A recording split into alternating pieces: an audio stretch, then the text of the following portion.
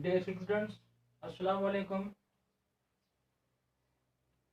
आज हम पढ़ेंगे सिक्स क्लास 7 चैप्टर नंबर 3।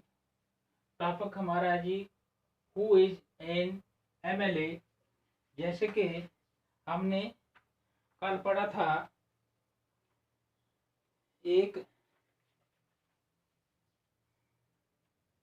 कहानी जो कि अटलापुरम डिस्ट्रिक्ट के बारे में थी कि वहाँ के लोगों को पीने के लिए अनक्लीन वाटर मुहैया था, क्योंकि बारिश न होने की वजह से वहाँ पर तालाब और नदी वगैरह सूख गई थी। तो लोग अनक्लीन पानी पीते थे, जिसकी वजह से लोगों में बीमारियां फूट पड़ी थी और बीमार होने की वजह से लोगों को अस्पतालों में बेड नहीं मिलते थे, जिसकी वजह से तकरीबन वहाँ पर 10 लोगों की मौत हो गई थी। तो इस परेशानी की बायस हमने फिर ये देखा कि वहाँ के लोगों ने एक रेजिडेंस को यानी एक रहायशगाह को घेराव में रखा हुआ था और वो ये डिमांड कर रहे थे कि आपने हमारे इलाके के लिए कुछ भी नहीं किया है। यानी उन्होंने एक एमएलए के घर को घेराव में रखा था। तो यहाँ से हमें पता चला कि एमएलए की हुकूमत में कितनी अहमियत है और एमएलए का क्या क्या काम है। तो उसी बारे में आज हम पढ़ते हैं। सबसे पहले हम देखते हैं कि name of the MLA of your area, यानी अपने एरिया के एमएलए का नाम। और हमारे एरिया में एमएलए 5 अगस्त 2019 से पहले पीडीपी के राजा मंजूर खान थे। तो जैसा कि आपको पता है कि 5 अगस्त 2019 को जो हमारी स्टेट में दफ़ा 370 लागू था, उसे ख़त्म किया गया और रियासत जम्मू कश्मीर को 2 यूटीज़ में डिवाइड किया गया, यानी लद्दाख और जम्मू कश्मीर।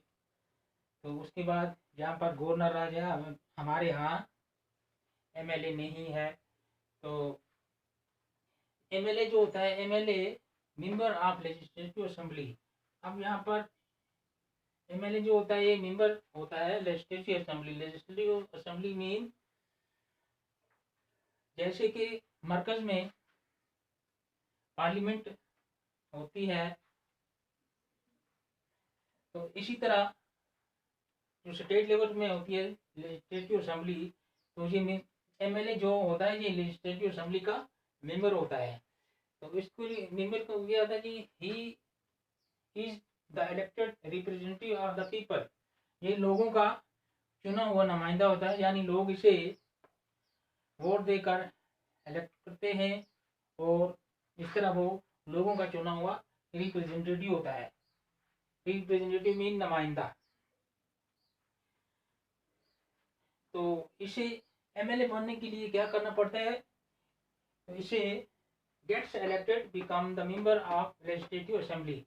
तो लेजिस्लेटिव असेंबली में इसे मेंबर बनने के लिए इलेक्शन प्रोसेस से गुजरना होता है, उसे इलेक्शन में हिस्सा लेना पड़ता है और लोगों के वोट देने से जब ये जीत जाता है तो ये लेजिस्लेटिव असेंबली का मेंबर बन जाता है। उसके बाद फ्रॉम ये जो एमएलए होते हैं from form government of state level, ये स्टेट लेवल की हुकूमत बनाते हैं। यानी मेजॉरिटी पार्टी जिसके जो मेंबर होते हैं उनको स्टेट लेवल पर हुकूमत बनानी होती है। तो इस तरह से हम देखेंगे कि इंडिया जो हमारा है कंट्री लेवल पर इसको तकसीम किया जाता है स्टेट में, और स्टेट में आ गया थी लेजिस्लेटिव असेंबली। तो हमारे हिंदुस्तान की जो स्टेट है ये 28 है। जम्मू कश्मीर 5 अगस्त 2019 के बाद इसको यूटी बना दिया गया है, और उसके बाद हमारे इंडिया की 28 स्टेट्स रह गई हैं।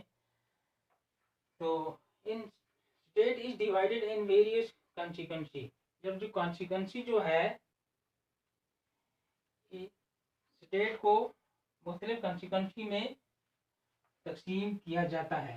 तो हमारे कश्मीर की जो 5 अगस्त से पहले की कॉन्स्टिट्यूंसी थी वो थी 46 कश्मीर की, और जम्मू 37, लेह लद्दाख 4, ये टोटल 87 कॉन्स्टिट्यूंसी थी यूटी बनने से पहले। तो हमारे डिस्ट्रिक्ट कुपवाड़ा में 5 कॉन्स्टिट्यूंसी है। नंबर 1 करना, number 2 Kupwara, number 3 Lolab, number 4 हिंदवाड़ा और नंबर 5 लंगेट। ये हमारे डिस्ट्रिक्ट की 5 कॉन्स्टिट्यूंसी है। तो इसी तरह हर कॉन्स्टिट्यूंसी के लिए एक एमएलए चुना जाता है।